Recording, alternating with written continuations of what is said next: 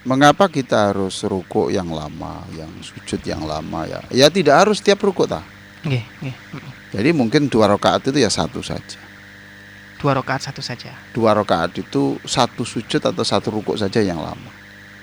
Masya Allah. Nggak harus tiap-tiap, nggak kuat kita. Nggih. Sambung sampai itu pokoknya yang ikhlas saja yang sabar, yang ikhlas, yang pasrah, yang yakin itu aja ya. Kalau soal minta-minta sembuhnya itu enggak. Ya iya tapi enggak terlalu banyak-banyak. Tapi yang perbanyak itu adalah rasa bahwa dia itu dibebaskan dari beban. Iya ya Allah, tapi saya ikhlas. Masya Allah. Ini berat tapi saya ikhlas. Itu ya. Mengapa? Karena tidak ada manusia tanpa cobaan itu. Jadi jangan sekali-kali berpikir bahwa Anda ini orang yang tidak dicoba Allah itu tidak bisa. Ada yang dicoba dengan kekayaannya. Ya. Itu cobaan juga. Itu cobaan juga ya. Punya pengikut yang banyak, pengikut yang setia, pembela setia, ya, ribuan, itu juga cobaan. Allah ya Karim. Itu coba. Cobanya dari mana itu, Bro? Ya kan bisa saja sombong. Bisa saja melawan hukum. Ya gitu toh. Punya kekuasaan ya. Tidak gagal untuk gagal dari kekuasaan yang diinginkan tuh ya juga cobaan. Itu semua itu coba. Pondok tidak ada santrinya ya coba. Ya pondok dibangun sudah besar-besar Mekah kemudian tidak ada sana kan coba, tapi murid banyak juga coba. Artinya bagaimana itu, Prof? Ya kalau bisa aja santri banyak kemudian dia sombong dengan dibuat kebanggaan, sombong dengan itu. Ya punya santri yang cantik ya coba. Masya Allah. Jadi karena itu cobaan semuanya coba. Semua itu coba.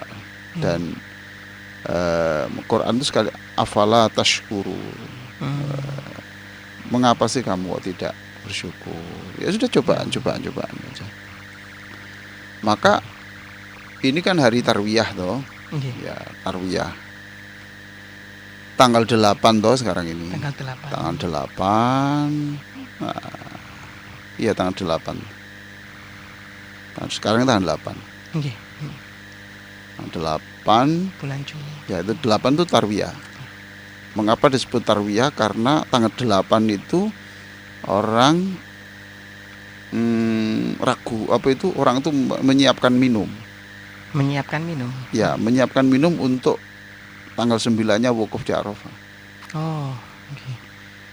Ya toh? Itu tarwiyah.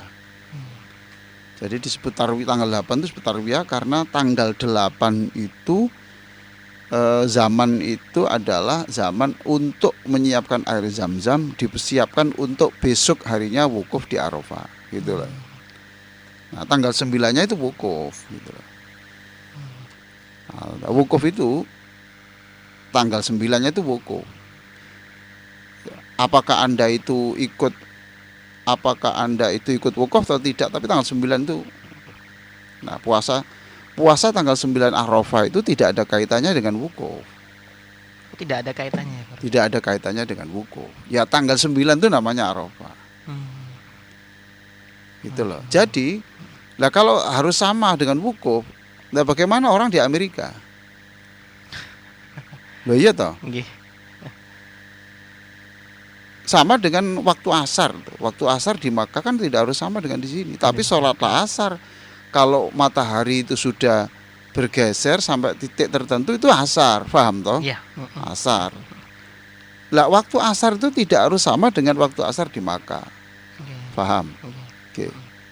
Jadi bisa saja orang yang sekarang ini sudah wukuf di Arafah, ya kita masih tanggal 8. Hanya perbedaan waktu matahari saja. Ya, jadi bagi yang besok itu sudah hari raya sholat Idul Adha, ya tidak apa-apa, berarti sekarang itu Arafahnya.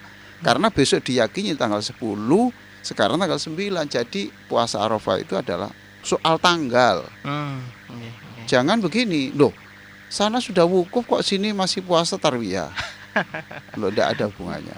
Iya, Ini soal tanggal. Lah, iya. bagaimana kalau orang yang kemarin itu Kamis itu sudah puasa apa?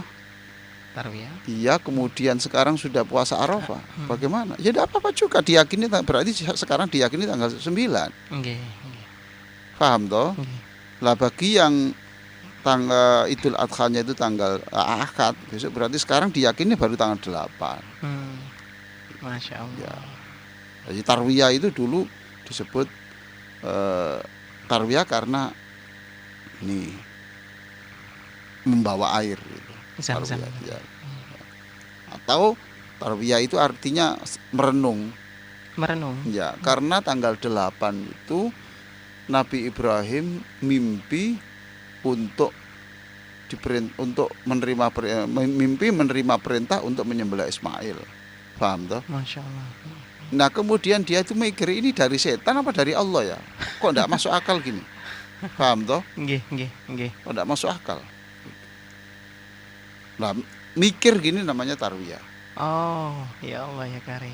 Jadi tarwiyah itu artinya dua, karena artinya memikirkan, yang kedua artinya membawa air. Gitu loh. Lah tanggal 9 baru tahu bahwa itu betul-betul perintah Allah. Tanggal 8 masih bingung toh? Nggih. Nah, itu tarwiyah. Lah tanggal 9 itu baru tahu dia bahwa ini perintah Allah sungguhan. Masya Allah. Tahu itu bahasa Arabnya Arafah. Oh, nggih. Arafah. Nggih. Jadi tanggal 9 itu disebut Arafah karena tanggal itulah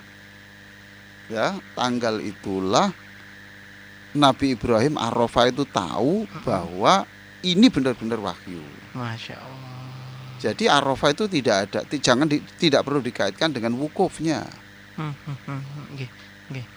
Ya, tanggalnya, tanggal 9 itu adalah tanggal Arafah. Arafah. Gitu loh. Ini asbabun nuzulnya ya, Prof ya. Ya, Cerita di ya balik. seperti itulah. Jadi kita tidak ada persoalan. Nggih, nggih. Bagi yang sholat besok juga tidak apa-apa. Sholat akad juga tidak apa-apa.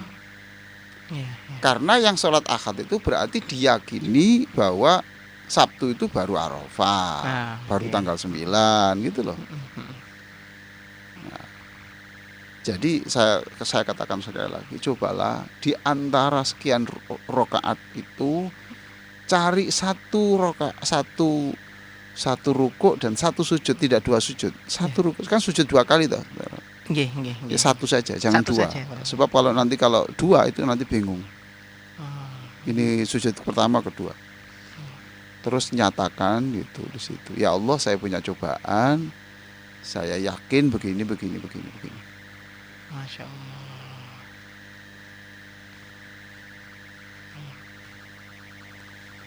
Jadi silakan cobaan begitu. Paham toh? Iya. Artinya kita menyampaikan apa yang kita masalah semuanya itu tadi Prof boleh mengagungkan juga. Iya, pokoknya sampaikan masalah tapi nyatakan, jangan Menuntutnya. doa itu ya, tapi jangan itu porsi yang banyak. Iya. Sebab kalau Anda itu masih meminta yang banyak, ya, itu ya disenangi Allah, tapi lebih disenangi kalau Anda itu memuji. Oh, ngoten Prof ya. Iya. Masya Allah. Ini yang kita nggak tahu, Prof. Ya. Jadi sujud yang lama bukan meminta yang lama, menyanjung Allah. Menyanjung Iya, Dia. Engkau itu maha tahu apa yang saya lakukan. Engkau pasti maha memaafkan saya. Saya senang Engkau pasti memaafkan saya. Allah ya Karim. Paham toh? Itu Iya. yang lama. Sebab sekali lagi hidup ini isinya ya coba. Hidup ini isinya problem. Gitu loh. Nah sekarang Nabi Ibrahim loh, kurang apa Nabi Ibrahim? Selevel Nabi ya, Ya, Prof. itu dicoba toh. Dicoba untuk menyembelih anaknya kan coba. Allah. Ya toh? Kan cobaan. Ya, Anda cobaannya mungkin tidak seperti itu. Beda, tapi coba. Lah itu rukuk sujud yang lama. Oke ya. Nggih, nggih. Itu Nabi Ibrahim. Tidak hanya itu, kemudian dicoba lagi ya harus dibakar coba. Masya Allah. Coba Nabi Ibrahim itu ketika mau dibakar itu, Nabi Ibrahim sama sekali tidak ada kata-kata tidak ada kata-kata meminta untuk diselamatkan, tidak ada. Nggak ada ya? Tidak ada. Hmm, hmm. Nabi Ibrahim mengatakan hanya hasbunallah wa ni'mal wakil. Ya cukup Allah lah yang menyelesaikan. Allah. Ya, cukup Allah yang menyelesaikan. Cukup Allah yang ya engkau lah ya Allah yang menyelesaikan ini. Saya nggak akan pusing karena engkau maha kuasa menyelesaikan. Coba. Masya Allah. Ya itu yang diperbanyak gitu loh. Jadi memuji Allah bahwa Allah itu bisa menyelesaikan itu lebih baik daripada ya Allah berikan solusi. Nggih, nggih, Paham toh? nggih. Masya Sebab Allah. ketika Anda ya Allah berikan solusi, itu berarti itu Anda mengedepankan hakmu. Tapi kalau aku yakin engkau itu Tuhan yang pasti maha kuasa memberi solusi, itu mengedepankan haknya Allah. Masya Allah. Nggih, nggih. Ya Bang. Itu yang lama. Nabi Adam juga diberi cobaan oleh Allah, ya. Cobaan oleh Allah sampai terlanjur makan buah khuldi, gitu. Akhirnya harus keluar dari surga. Nabi Zakaria itu digergaji loh kepalanya. Masya Allah sama umatnya. Iya. Kemudian Nabi Yahya juga diberi cobaan Allah itu. Anaknya Nabi Zakaria, anaknya Nabi Zakaria itu juga dikepenggal kepalanya. Karena laki-laki urusan wanita ya. Laki-laki urusan wanita. Jadi raja saat itu senang dengan perempuan. Perempuan yang cantik. Lalu Nabi Yahya melarang, lu tidak boleh, itu keluargamu sendiri kok. Oh, Masya Allah. Lagi-lagi soal wanita. Jadi wanita ini memang menjadi rebutan ya, menjadi daya tarik dalam sejarah manusia. Ya Allah. Ya orang ngerti agama ya punya syahwat. Orang tidak mengerti agama ya punya syahwat. Orang tidak berpendidikan ya punya syahwat. Orang berpendidikan tinggi ya punya syahwat. Ya, paham toh? Gitu. Tinggal persoalannya kuatkah kita ini bisa mengendalikan? Kuatnya tadi ya. Kuatkah kita ini mengendalikan? Masya Allah. Alhamdulillah. Oh, alhamdulillah. Ya, ahlan wa sahlan ini. Ini Pak Cador, calon doktor. Ya. Masya Allah. Alim Mu'afa dari lembaga pengajaran Al-Quran itu, Tilawati. Ya, alhamdulillah senang sekali kedatangan tamu yang sangat terhormat. Ya. Alhamdulillah. Tadi saya bicara apa tadi ya? Nah, apa tadi? Yang mengenai Iya, jadi hidup ini begitu itu. Kembali ya rame-rame soal wanita. laki-laki wanita. Ya seperti Mas Isak ini ya. Seperti kan koyok khusuk gini ya. Itu aja masih punya syahwat loh. Ayo, jujur apa enggak? Lah iya. Manusia. Lah ini Pak Yai Dr. Alim Mu'afa ini walaupun kopiahnya begini ya, pakaiannya takwa. Ya ini juga punya laki-laki wanita, perhatikan. Lah Nabi Yahya ini dibunuh gara-gara wanita. Masya Allah. Jadi Nabi Yahya ini ada raja yang tertarik dengan wanita. Dinikah itu enggak boleh sama Nabi Yahya. Karena family. Karena enggak cocok, enggak boleh, ajarannya enggak cocok, enggak boleh. Lalu oleh ibunya ini gitu. Kan punya perempuan kok dinikahi sama raja kok enggak dihalangi oleh Nabi Yahya. Ibunya mengatakan, ya orang yang menghalangi harus diselesaikan. Masya Allah. Ayo, siapa yang bisa memotong kepalanya Nabi Yahya dan disuguhkan di atas piring ke raja, nanti saya beri hadiah. Ya Allah. Benar, dipotong dan Nabi Yahya dipotong. kepalanya diletakkan di piring, diserahkan. Ini raja, ini yang menghalangi kamu, sekarang silahkan kamu menikah anak saya. Masya Jadi problem wanita ini luar biasa dalam sejarah, subhanallah. Mudah-mudahan lah kita ini, ya sudah, makanya banyak sujud yang lama. Jadi sujud yang lama bahasanya tidak ya Allah berikan kekuatan saya, enggak, tapi ya Allah engkau tuh maha perkasa. Betapa kecilnya, betapa ringannya, betapa kuasanya kamu menghalangi engkau ya Allah, menjadikan aku ini terhalang dari perbuatan-perbuatan dosa. Jadi disanjung, Allah disanjung. Berapa menit tadi? 15 menit. Iyalah itu. Bertahap boleh, Prof? Iya, latihan boleh. Kalau seperti Mas Isak ini mungkin kuatnya 10 menit lah. Itu sudah sempoyongan tuh. 5 menit, Prof. Iya. Lah Nabi itu berapa? Nabi itu ada orang baca 5 juz kok, rukuk saja itu. Rukuk saja itu. Iya. Ya Allah. 5 juz. Nah, kita tidak bisa yang sama ya. Karena kesibukan kita kan banyak. Ya, itu enggak apa-apa, tapi ya itu tadi satu hari itu coba tolong sediakan satu saja lah.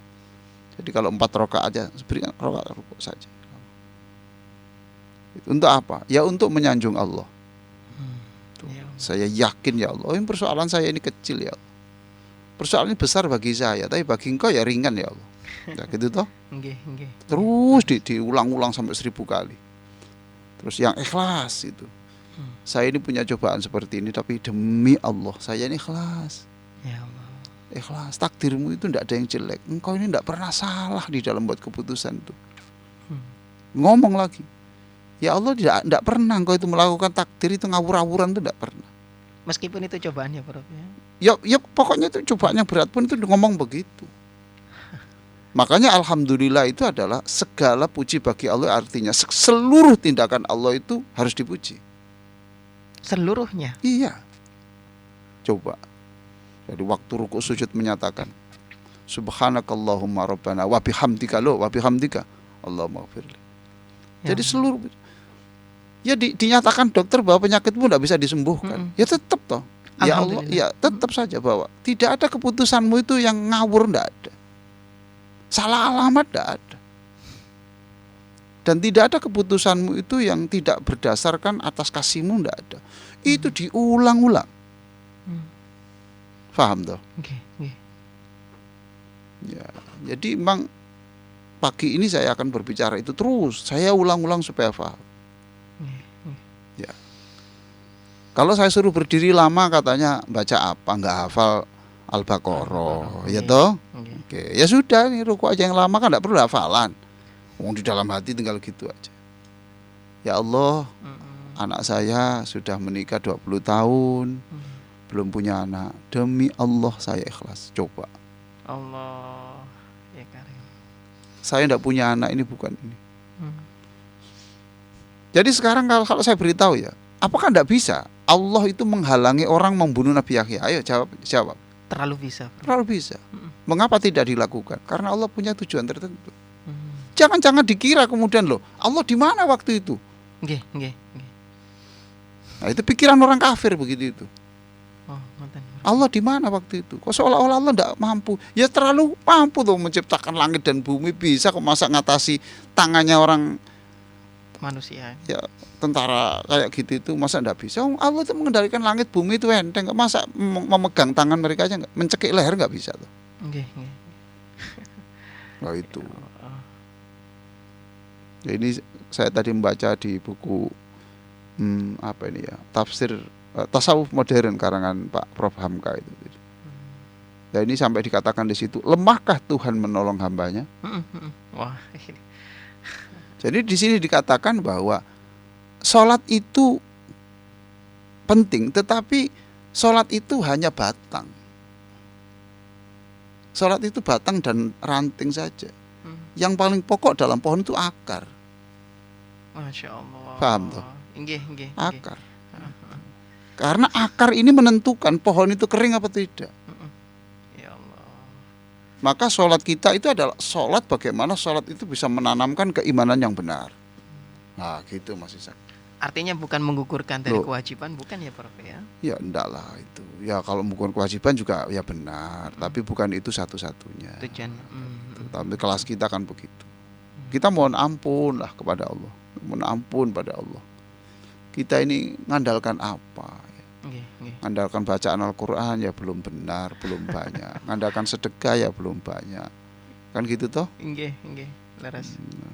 Lalu kita ngandalkan apa? Makanya sekarang saya beri yang murah tanpa biaya. Rukuklah yang lama, sujudlah yang lama. Dan saat rukuk yang lama itu, katakan, paksakan, demi Allah saya ikhlas. Dipaksakan. Kalau enggak bisa, karena setan tidak mungkin ngajari ini. Yuwaswis fi sudurin nas.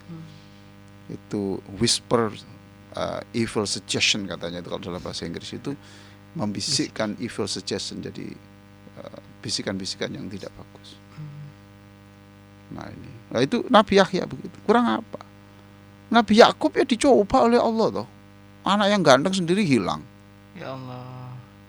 Sampai Nabi Yakub matanya buta. Masya Allah.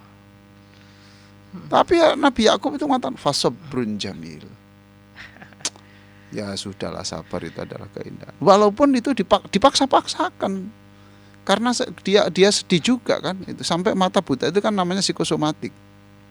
Psikosomatik. Iya kan? Fisik yang sakit akibat pikiran.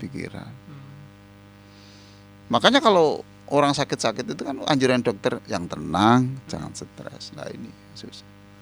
Nah orang kena COVID itu sudah sakit disuruh sendiri lagi. Tidak ada hiburan. Maka banyak yang mati itu bukan karena COVID-nya, yang mikir itu.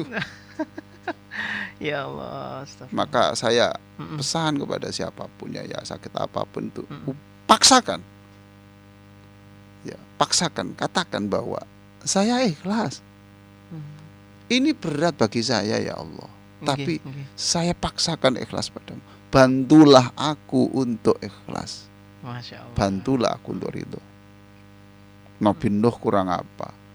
Nabi Nuh kan punya anak biologis, ayo, bukan anak ideologis, karena hanya darahnya yang sama, imannya nggak sama, kurang apa? Nabi Ayub, coba. Jadi ini adalah sebuah drama, sebuah realitas disuguhkan Allah, di Al-Quran itu disuguhkan, itu loh. Ini loh. Hambaku yang baik-baik tetap saya coba. Apa mana awakmu? Astagfirullahaladzim. Yang tidak punya dosa saya beri cobaan begitu. Karena ini kehidupan, karena ini nanti ujian. Yang bisa lolos untuk ke level berikutnya ke surga itu harus ini tidak bisa ke advance kalau belum elementary itu, intermediate gitu tuh. Ya, nggak bisa kamu masuk perguruan tinggi kalau belum lulus SMA. Iya, itu ada syarat-syarat. Jangan, nggak usah lah mengagumi orang berlebihan. Nanti Anda akan tertipu. Susah manusia itu ditebak loh. Loh, iya, susah ditebak itu. Sebab manusia itu punya dua potensi, punya potensi baik dan punya potensi yang buruk. Nah, setan pernah mengatakan dalam Al-Quran ya, di dalam surat An-Nisa itu. Katakan aku minta, aku akan memasuki pada wilayah sesuai dengan porsi saya. Sesuai dengan porsi. Iya, kan gini toh, manusia itu punya potensi baik, punya potensi buruk. Paham toh? Nasibun gini nasibun. Lah, setan aku nggarap wilayah yang ini. Toh?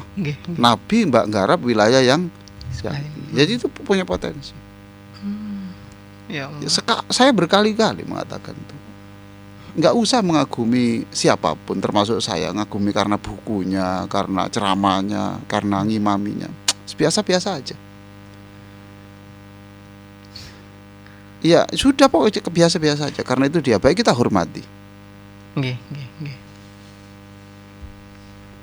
Kita hormati gitu saja. Masya Allah. Nah, kemudian ya seperti itu ya. Tidak perlu berlebihan ya. Tidak perlu berlebihan. Sebab mengagumi orang itu ya lewat akhlaknya.